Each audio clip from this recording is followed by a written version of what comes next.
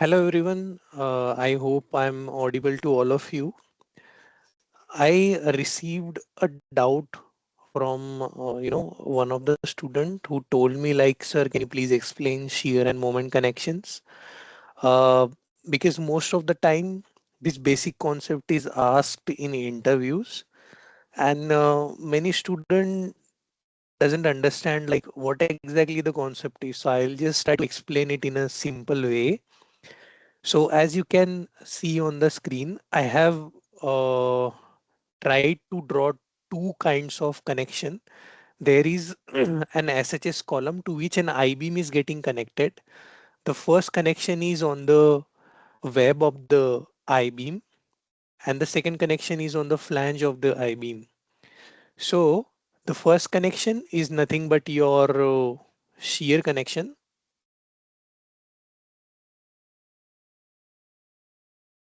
and the second connection is nothing but your moment connection.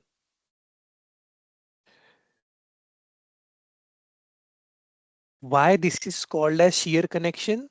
Because for an eye profile, if you try to draw the shear stress distribution,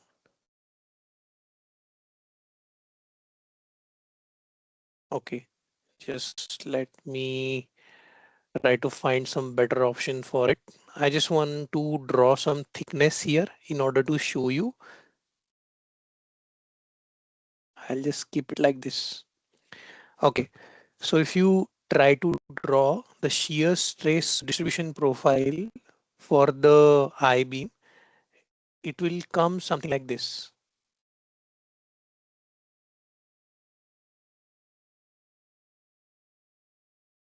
So this is the parabolic profile,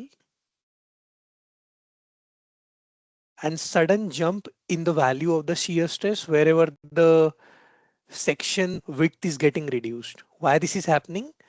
Because your shear stress is equals to FA y bar upon IB. So this is the formula. So if there is a sudden reduction in the width of the section, there will be increase in the shear stress value. So that's what happening here. As you can see, the major portion of the shear stress is in the web. So for a section, if we are able to resist this particular value of shear stress, we are resisting 90% of the value of the shear force or shear stress which is coming in it.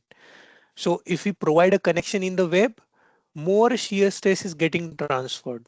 That's why we call it as shear connection. Now let's look at the second case, the moment connection. So for this case, I'll just try to select this particular I-beam. We'll see, V. I'll just keep it here.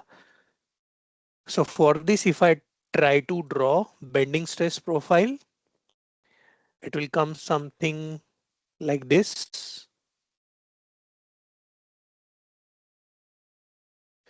As you all know, the bending stress equation that we have, sigma by y is equals to m by I is equals to E by R. And if we try to have sigma, then it will be m divided by z. Z is nothing but your section modulus. So these are the values of this sigma at top and sigma at bottom. As you can see, these bending stresses are the highest at the flange and very less in the web area. It is there, but it's not that much. So if we are able to resist the bending stresses which are on the web, we are trying to take into consideration maximum bending stresses to transfer to the SHS column. So that's why this is called as a moment connection. So this is the basic concept for shear and moment connection. The overall concept is based on giving the connection at a particular point where the particular stress is maximum. If the shear stress is getting maximum in the web area, we are providing the connection in the web. That's why it is getting as a shear connection. If the bending stresses are getting highest in the flange, we are trying to give the connection in the flange. highest transfer of the bending stress is getting here. That's why it's a moment connection. Sometimes you can even get a kind of a profile where you can get both connection. It is also connected at the web. It is also connected at the flange. In that case, it is shear plus moment connection. And again, this is a basic concept which is expected by an interviewer whenever you try to give an interview.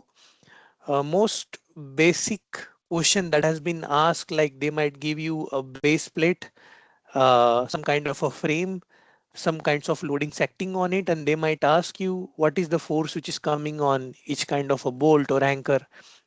Then it's pretty much simple. If you know this concept, you can do that.